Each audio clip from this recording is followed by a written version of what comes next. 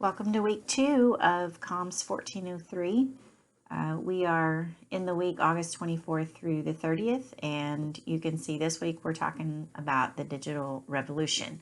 We will actually be starting in the ebook this week, so I started here in the video, but I'm going to back up to the content area actually and click on MindTap Activities. This is going to open MindTap. If you have not yet set up your Cengage Unlimited account, you need to do that. And to create a link between our Blackboard course and your MindTap, which is a Cengage product, you'll need to click on this if you have not done that already. And mine is going to automatically open the ebook. But if you haven't set up your Cengage account or click the link yet, I think it's going to ask you to either create your account or log in here. And so you'll have to do that before you can see this. I'm gonna, there we go, zoom out a little bit. So right now, this is all you can see is this introduction module. More modules will be added as I get activities put in there. But for right now, we have just this introduction, and there's a getting started with MindTap. You should have watched that last week, but if you haven't watched that video yet, I also had a link on Blackboard. You can watch it here, and it just kind of gives you an overview of MindTap. I'm going to show you a few things in this video, but this is more comprehensive. They'll cover some things I'm not going to cover. So all of the modules are set up in folders, and underneath there they have usually multiple things that are kind of toggle switches, I guess, these little arrows. So you can, increase or decrease what's seen. Because this is a really short introduction module, there's not much content in here. Under reading and resources, for every module, they'll have the reading material. And so I'm going to open this one in just a second. And then also they have flashcards, which are a very good thing for you to use to practice vocabulary. Unfortunately for this introduction, the flashcards are not working properly. I'm just going to click on it to show you. They only have 2. I turned this in as a ticket last year that, hey, something happened and you didn't get all the vocab words in there. And I thought they fixed it, but they did not fix it. So it's fine. We'll just deal with not having very many. Notice to get out of that, let me go back in there. I just clicked X. If you're like me, I'm used to clicking the back button on my browser, and that like totally takes you out. So you have to get in the habit when you navigate in here. If you open something, click this little X up here underneath your name, and that gets you back to the previous menu. Okay, I'm going to open the reading material. You'll notice in here that I have a open gradebook class average because I'm not a student, and I don't know that I don't think I can even have a student view in here. So yours may look a little differently than mine, but this left side of the screen should look the same. So I'm going to click on the reading material. I think all ebooks work a little bit differently, so I'm going to explain this one. Most chapters have multiple parts in there. In fact, in this particular book, every module, they call chapters modules in this book, it has 5 sections, and the sections are usually about this long. So you'll see for this introduction, we only have 1 section, really. Normally there will be 5 times this amount of material. So you need to allow some reading, at least skimming time each week. I'm not going to go through all of this stuff in this video. I will have another video posted where I talk about the material, but I just wanted to show you how to access the ebook and what you're going to be doing this week.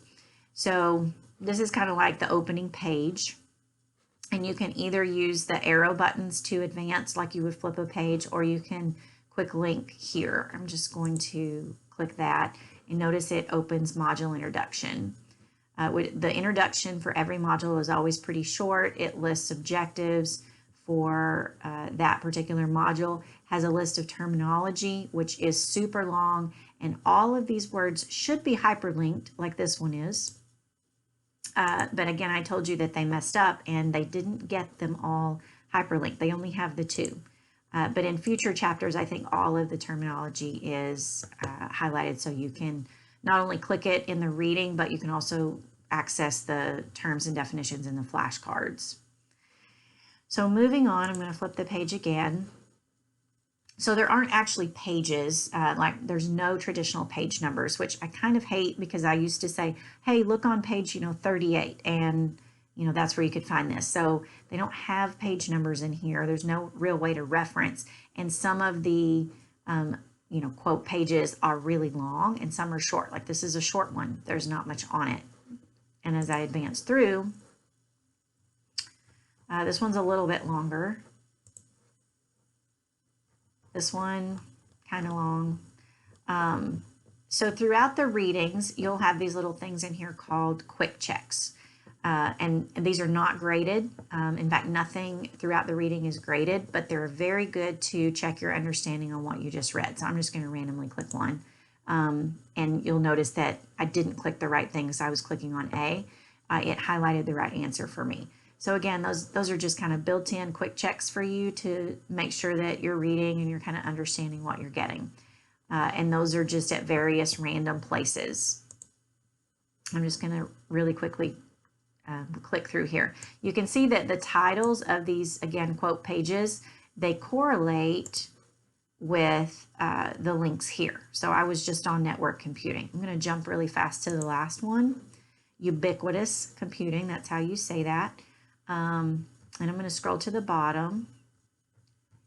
And at the end, well, here's a quick check, but at the end of a section, you'll have what they call a quick quiz. So these are quick checks, one question, just sporadically throughout the reading. And then at the end, there is a quick quiz. Again, these are not graded either, but they're just a way to check your understanding.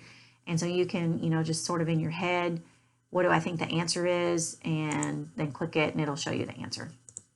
So, and that's a toggle switch. So that's kind of how the textbook, how you navigate through the textbook.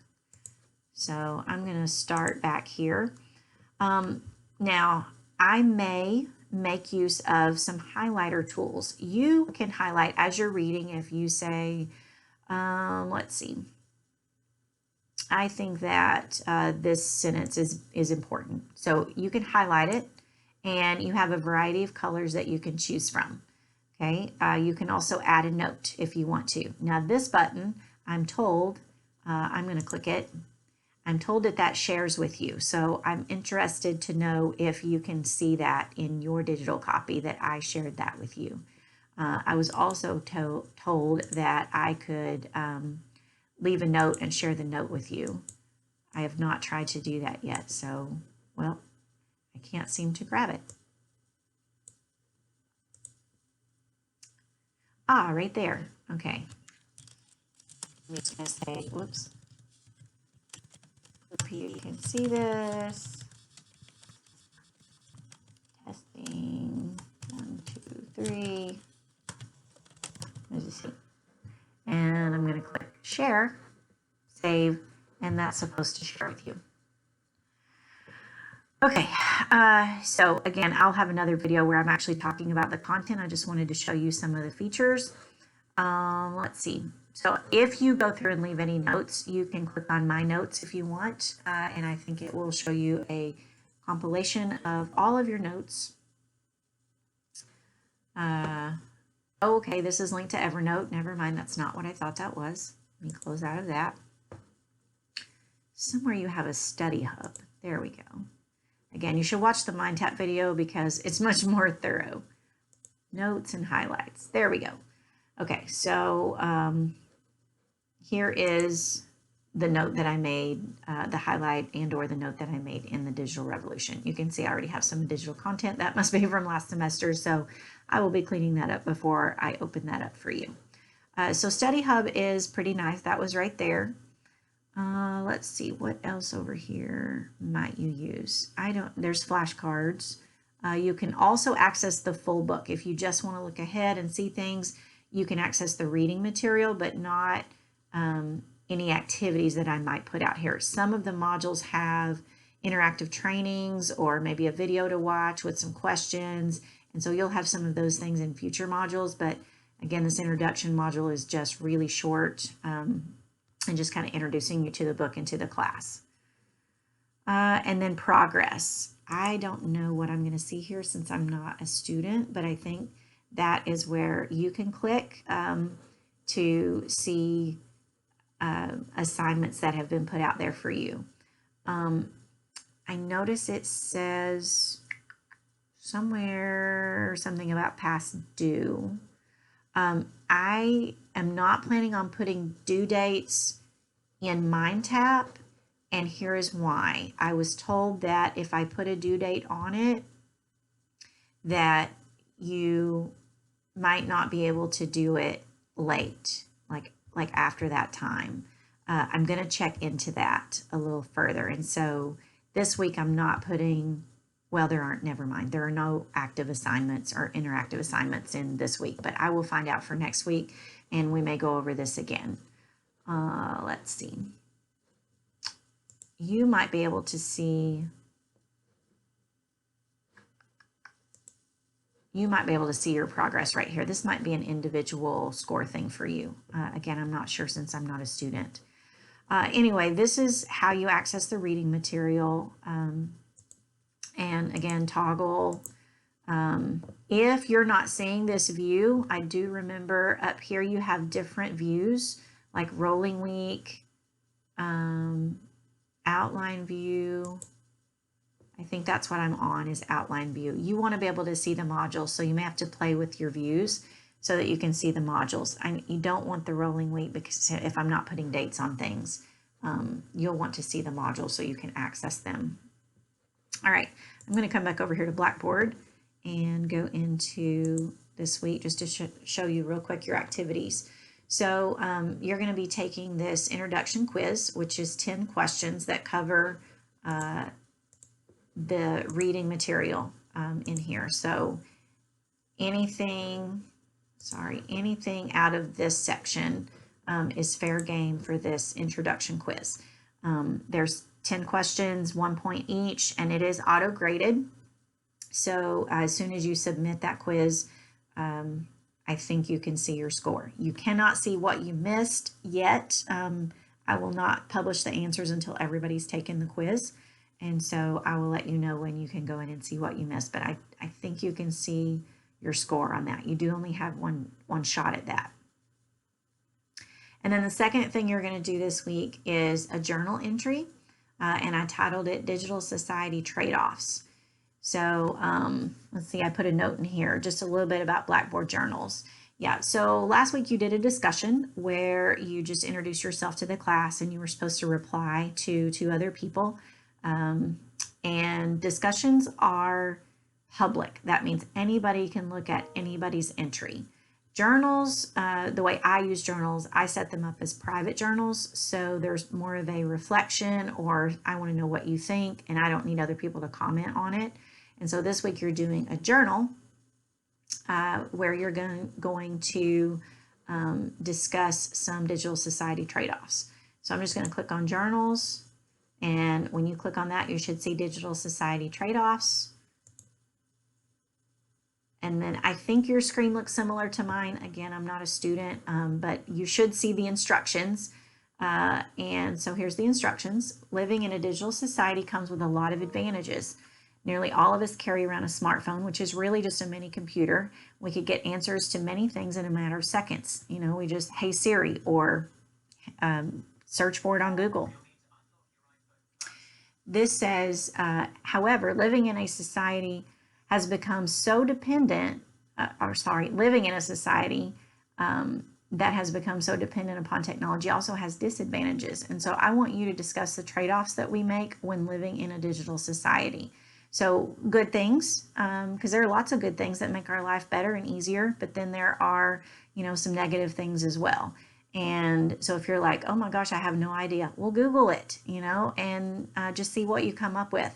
Now, I do want at least 250 words, and I want them to be your words. I don't want you to go find an article and copy and paste it and put it in here for this entry. And I also don't want fluff. I want you to think about, you know, what do I really like about technology, and what do I wish was different? And so just think about it and just kind of explain that to me. I do expect good use of spelling and grammar and, complete sentences and all that good stuff. This is not a research paper or anything, but it just makes it the readability much better if you will, use proper English. So grading entry or grading for this entry, again, 250 words. And I think you're given a word count when you type in. If you're not given a word count, you can use Microsoft Word. You might want to type it in Microsoft Word and use word count feature, and then cut and paste it in here. And I'll show you how to do that in a second. And then, that you talked about both advantages and disadvantages. If you do use any material from the internet, and again, that needs to be just a little bit, it needs to be mostly your words, make sure that you note that and where you got it from. You don't have to do like an official APA citation or any of that, but let me know where you found the material, because you might say, hey, I was reading, this article and it said this, and I agree with that because blah, blah, blah, those kinds of things. So to put your entry in here, you just click Create Journal Entry. You can give it a title, which is really irrelevant, just, my thoughts or something like that. And then here's where you're going to type all your stuff. And yes, it does have a word count down here. So you can utilize that. I'm going to cancel out of there. And then you just submit your entry when you're finished. It will tell me when you have submitted something and just let me know that it's ready for manual grading. But again, I have about 100 of you in this class and about 100 of you in the lab. And so it's going to take me a while to get through all of those. So once I get assignments posted for the week, then I will start working on grading the manual things and communicating with you, either about grades or, something's missing or whatever.